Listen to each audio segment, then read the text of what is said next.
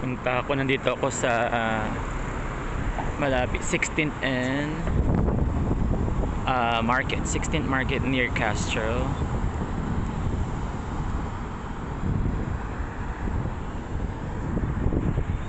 Punta tayo sa farmers market nila. Yep, it's farmers market today over here.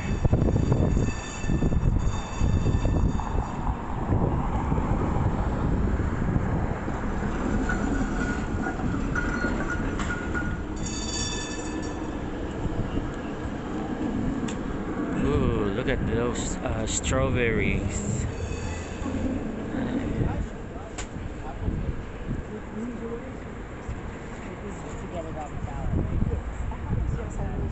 Maliit lang siya compare doon sa farmers market ng Civic Center. So, mga organic siguro dito. Ayun, may honey sila, raw honey. Tapos ito mga mushrooms. Iba't ibang klaseng mushrooms. Then may eggs. Oh, California strawberries and avocados. Ito naman mga iba't ibang klase ng Pakistani authentic food.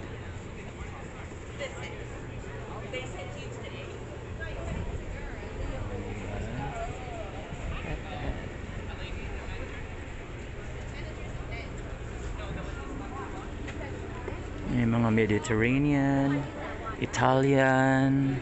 Ooh, iba-ibang klaseng tinapay. Look at that bread. Garlic, pogazi, whole wheat. Nice.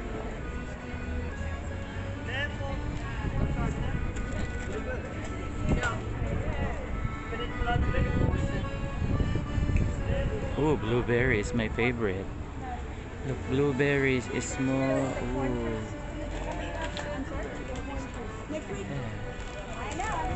And cherry.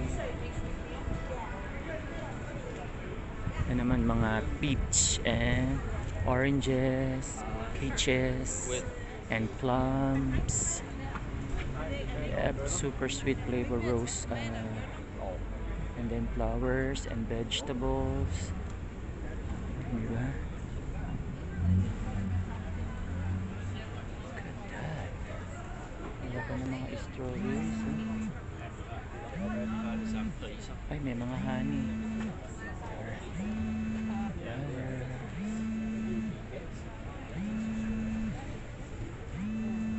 Yeah, ganito ang palengke namin dito. Farmers market ang tawag namin. Diba? May mga plants din para sa mga plantito at plantita. Dito to near Castro. Tapos ang talagang usual naming farmers market. Ano to? Tawag dito? Kalimutan ko kung anong tawag sa ganitong ano. Tapos ang usual na farmers market namin is sa Civic Center. 2 beses ang farmers day doon. Sunday yata at saka Friday. Kasi binago nila yung isang araw doon. Dati parehong stable yung araw, tapos binago nila, kaya sabi ko yata kasi hindi ko sure yung isa sa day ng dalawa. Kaya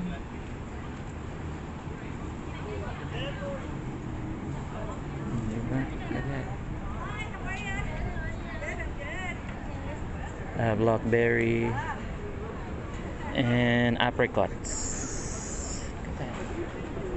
organic cherries.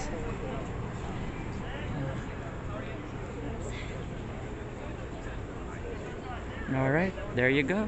At least nakita nyo kahit papano. Sobrang today, humid, mainit, silong tayo, mahirap ma-heat stroke. It's too hot. Kita nyo naman kung gaano kasani yung background, diba? Sobrang init today. Paminsan-minsan lang umiinit dito, pero pag uminit talagang sobrang init.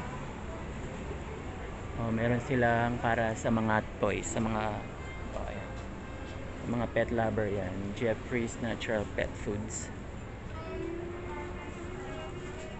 Ito, cute na cafe, Mediterranean.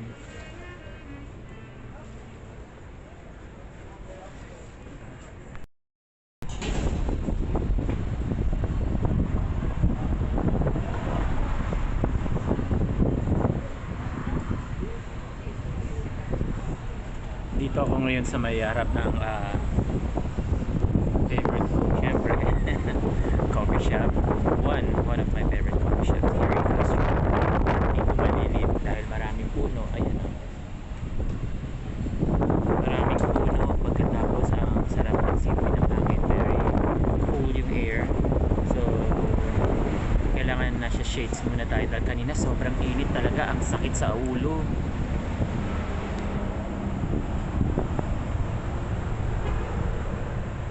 Then may cool artist doon, yung kotse niya iba-ibang kulay, pati yung hood niya iba-ibang mga artworks yung nasa harap. Nagpi-painting siya. Ayun, yun yung artist right there.